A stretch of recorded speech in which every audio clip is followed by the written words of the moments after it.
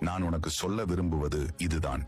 இந்த உலகில் உன்னை காப்பாற்ற மிகச் சிறந்தவன் யார் என்றால் அது நீயே. உன்னை நீயின்றி வேறு யாராலும் காக்க முடியாது.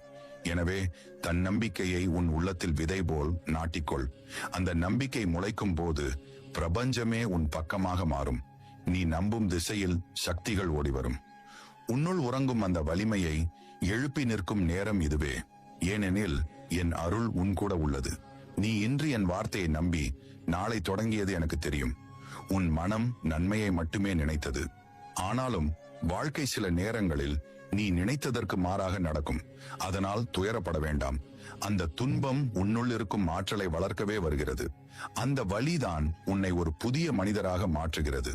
நீ நினைக்கும் அளவுக்கு உன் வாழ்க்கை கடினமானதல்ல. உன் மனம் அப்படியே நம்ப வைக்கிறது. அது திடீரென துன்பத்தையும் திடீரென இன்பத்தையும் கொடுக்கும். ஆனால் மனம் சொல்வதை